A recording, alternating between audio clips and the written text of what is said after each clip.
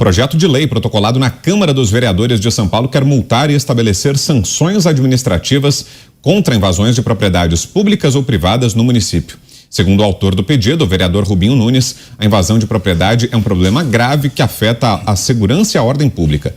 O parlamentar afirma que o Poder Executivo possui secretaria competente para tratar sobre habitação, inclusive com um fundo específico para isso, não havendo qualquer necessidade para que invasões sejam realizadas no município. Na apresentação da proposta, o vereador criticou a tomada de propriedades, chamando os invasores de terroristas fantasiados de pseudo-movimento social. Uma das penalidades seria a aplicação de multa de quase R$100 mil. É nosso primeiro destaque de hoje. Vamos com o Roberto Mota, lá no Rio de Janeiro, saber do Mota o que achou dessa iniciativa. É um bom projeto. E nos dias, Mota, boa tarde. Boa tarde, Brown. Boa tarde aos meus colegas. Boa tarde à nossa audiência. Olha, eu estava aqui pensando, será que precisa realmente um projeto para isso? Porque eu imaginei que esse tipo de atividade já estivesse prevista no Código Penal, inclusive com punições. Eu achei que as leis existentes no país já ofereciam proteção suficiente para os direitos fundamentais. Agora, é possível que eu esteja errado. A motivação do vereador, de qualquer forma, está correta. A indignação que ele expressa na sua declaração é a indignação de todos os brasileiros. E o vereador chama atenção por uma coisa que eu já mencionei aqui.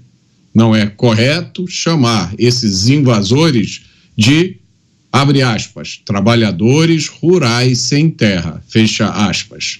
O adjetivo a ser usado aqui, o nome, o substantivo a ser usado aqui, é outro. Parece que o vereador leu a minha mente. Parabéns à iniciativa do vereador. Que mais parlamentares em todo o Brasil se levantem para defender aquele que é um dos nossos direitos fundamentais, que é o direito à propriedade. Concorda, Tiago Pavinato? De fato, desnecessário um novo projeto? A legislação brasileira já contempla, já dá garantias suficientes aos proprietários de terras, Pavi, contra essas invasões? Boa tarde. Boa tarde, Brown, meus queridos colegas Mota, Dantas, Trindade, bem-vindo de volta à nossa audiência. O Mota tem toda a razão. A nossa legislação, ela já pune quem comete crimes. E agora, quanto à palavra que você usou, Brown, garantia no Brasil é uma coisa muito difícil. Garantia parece que é uma coisa que não existe no Brasil. Quando a gente fala de garantia, a gente fala de um direito que é tão forte que ele é inquebrantável. Mas nós temos quase 1.500 pessoas do Brasil que não tem garantia. E garantia, se não é para um, não é para ninguém. Porque quando falha-se uma vez, a palavra já perde o sentido, ela não garante mais nada. O direito à propriedade é um direito garantido pela Constituição, mas a função social, que é um artigo soviético colocado dentro da Constituição, uma cláusula jurídica aberta em branco, né? Função social para quem? Mesmo que ela seja essa cláusula soviética em branco, é o poder público, é o Estado, nas figuras da União, do Estado, do município, que detém o monopólio da força. Então a função social, ela tem que ser dita pela União, pelo Estado, pelo município ou através do Poder Judiciário. Pois bem, quando eu invado alguma coisa, eu cometo crimes. Se os crimes não estão sendo coibidos, se os criminosos não estão sendo presos em flagrante, por qualquer motivo que seja, o correto é criar sanções para o ente do Estado que deveria exercer o monopólio da força que é dado ao Estado, mas não é exercido em prejuízo do proprietário.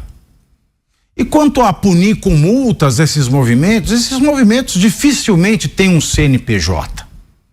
Nós não sabemos quem os financia, porque nós vemos na esfera federal uma indignação falsa, mentirosa, hipócrita, seletiva quanto a determinados atos democráticos, e todo crime é um ato antidemocrático, mas nós não vemos uma mesma agilidade, uma mesma presteza, uma mesma preocupação em se achar quem é que financia esses grupos criminosos que A exemplo de facções de morro, a exemplo de grupos como Sleeping Giants, cometem crimes impunemente no Brasil.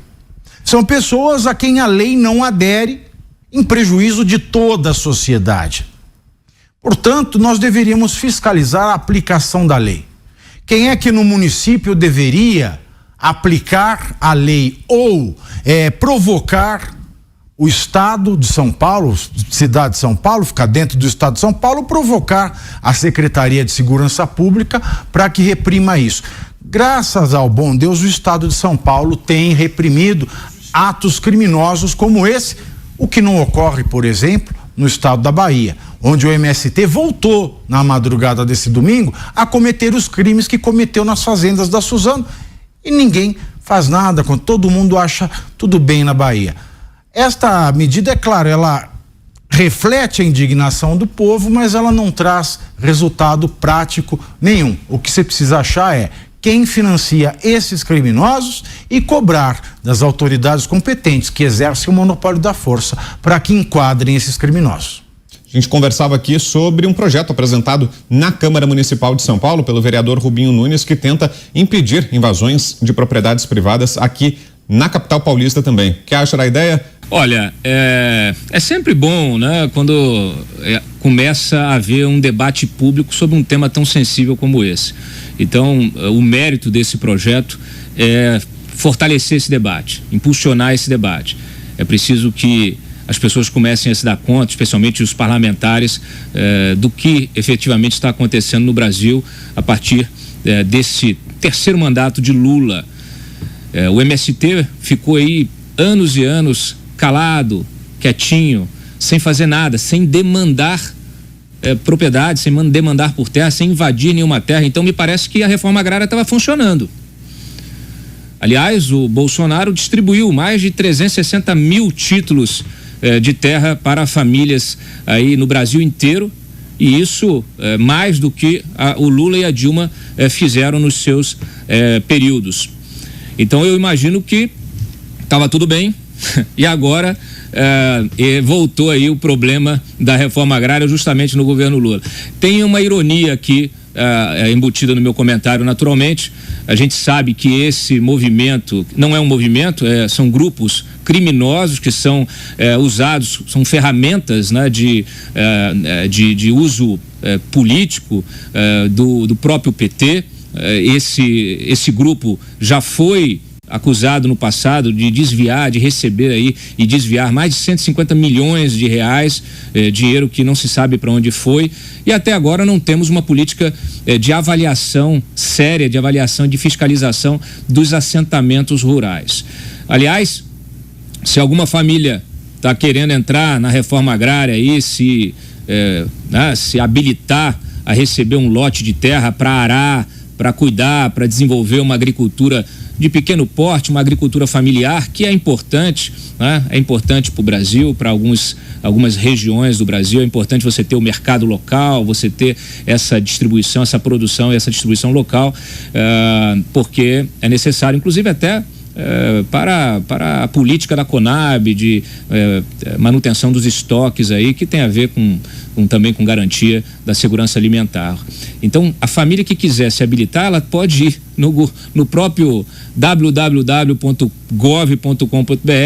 tem lá um cadastro, um pré-cadastro, tá aí, ó, produção colocando na tela aí, ó, a gente fazendo o papel aí de informar melhor do que o próprio MST. Se quiser, ó, você faz seu pré-cadastro, a política de reforma agrária existe, você pode fazer via internet, tá? Entra ali, faz o seu cadastro e você passa a se habilitar para a reforma agrária. É muito curioso como esse MST atua, né? Eles escolhem uma propriedade, não se sabe com base em que informação, como é que eles chegaram à conclusão de que essa nova propriedade que eles precisam invadir, ela estava sem produção. O Brasil é gigantesco. Quem informa? Será que eles têm um serviço de inteligência? Será que eles têm gente capaz de fornecer informações estratégicas de propriedades privadas? Alguém de dentro do próprio governo, da estrutura da máquina pública, alguém fornecendo essa informação? Isso sim deveria ser investigado. Porque eles vão lá, ocupam essa propriedade inclusive que foi invadida de ontem para hoje, ela está num processo aí, né, de testamento, de inventário, então está lá esperando resolver uma questão jurídica para poder ser trabalhada, ser comercializada, e o MST, olha só, ele sabia que a terra estava lá, né, parada com esse imbróglio jurídico. Da onde vem essa informação? A gente precisa começar a se questionar sobre isso. E como o Pavinato bem ressaltou, as autoridades que por omissão não atuam contra esses grupos criminosos precisam ser punidas por omissão, né? Então há previsão legal para tudo isso. José Maria Trindade. Olha só, eu li um livro que é muito usado ali no primeiro ano de direito, que mostra quando os espeleólogos, né, exploravam caverna e eles ficaram presos. E ali eles discutiram algumas regras, e uma das regras, a principal, é que eles iriam comer alguém depois de sortear, eles não tinham comida.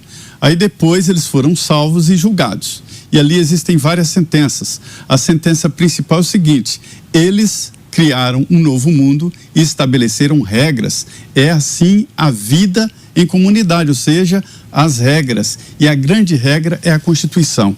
E a nossa Constituição brasileira, nós falamos muito disso aqui, ela estabelece o seguinte, no artigo 5º, o direito à propriedade é um direito fundamental. No artigo 5º estão lá os direitos fundamentais. E lá está o de propriedade, não precisa de lei. Mas nós estamos vivendo, Vitor, num momento em que o óbvio tem que ser reafirmado.